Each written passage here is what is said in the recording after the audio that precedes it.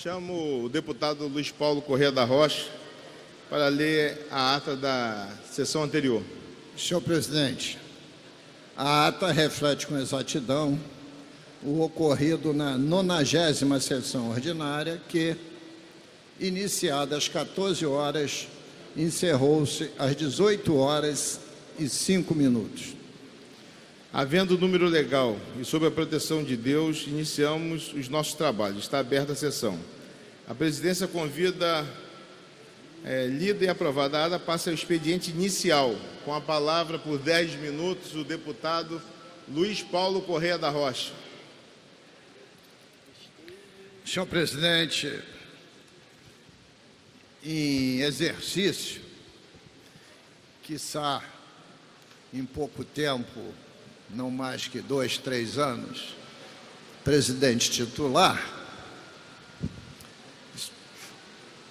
hoje eu queria fazer aqui uma reflexão sobre o regime de recuperação fiscal, que este é um assunto que interessa aos 17 milhões de habitantes do nosso estado do Rio de Janeiro.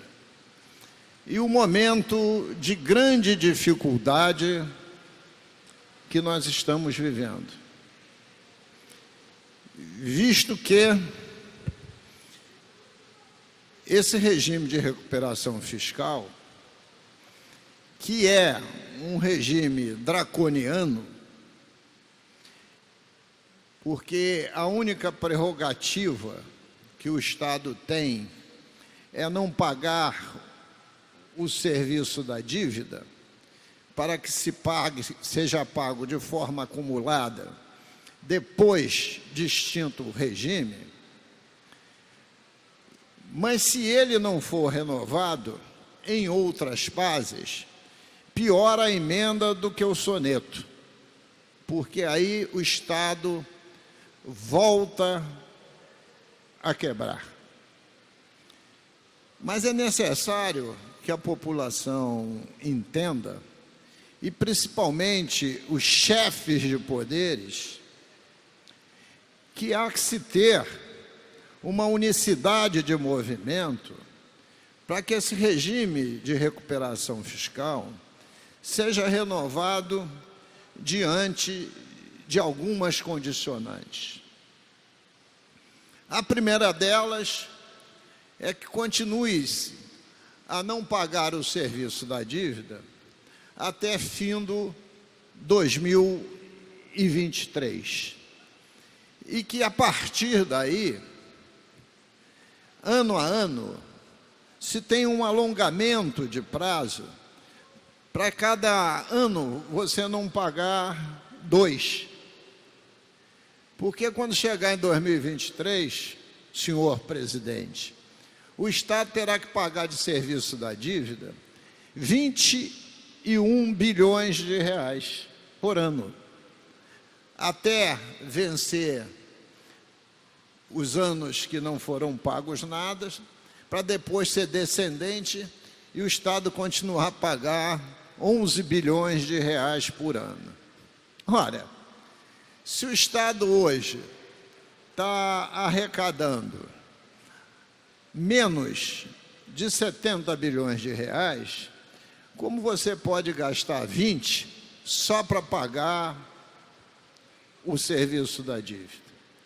Além do mais, no valor da dívida consolidada líquida, o Tesouro Nacional esbulhou o Estado do Rio de Janeiro, nos impondo 13 bilhões a mais de dívida consolidada líquida, porque considerou o Estado inadimplente e aplicou, nesse período, sobre o saldo não pago, a taxa Selic, que é juro mais correção monetária, e mais 1% ao ano. Então, esse esbulho aumentou a dívida em 13 bilhões, que precisa ser expurgado. Então, essas duas premissas é para abrir as conversas. E aí o governador em exercício, o senhor Wilson Witzel, nos seus anseios prematuros de querer ser presidente da República, entra em rota de colisão com o atual presidente da República, que também só pensa em se reeleger. Ora, e a decisão final desse imbróglio todo, da renovação do regime de recuperação fiscal, cabe ao presidente da República, independente da manifestação do Conselho de Recuperação Fiscal, da manifestação do Tesouro Nacional, da manifestação do Ministro da Economia. Então, senhor presidente, eu estou querendo chamar a atenção, porque parece que os nossos dirigentes perderam o rumo total da finalidade que eles foram eleitos. Eles foram eleitos para governar a favor da população. O governador fluminense e o presidente da República da população brasileira. Mas estão única e exclusivamente preocupados em criarem factoides e alimentarem o ódio, as desavenças, os rancores e a falta de unidade e perspectiva de um projeto para o Brasil e para o estado do Rio de Janeiro. Então, queria mais uma vez chamar a atenção para esse tema, porque não tem nada mais importante do que levantarmos, sairmos dessa crise fiscal. E essa crise fiscal, senhor presidente, vai durar, no mínimo, uma década, no mínimo, se os gestores forem competentes. Se não, nós temos um final triste. É o governador decretar a falência, entregar a chave ao presidente da República para nomear um interventor, e esse interventor chegar aqui no estado do Rio de Janeiro com um saco de dinheiro acima de 30 bilhões de reais, que o governo federal não tem, para começar a botar a casa em ordem. Então, senhor presidente, eu insisto nesse tema, porque, no meu entendimento, não se está dando a seriedade devida. E, para finalizar, senhor presidente, esse número é importante para Vossa Excelência, que eu vou aqui dizer. No dia 20 de novembro, ainda está marcado o julgamento no Supremo Tribunal Federal da ação direta de inconstitucionalidade, onde a ministra Carmen Lúcia deu liminar, suspendendo os efeitos devastadores da indigitada lei da partilha. Se o estado do Rio de Janeiro perder, os municípios perderão 80% da sua arrecadação de royalties de participação especial.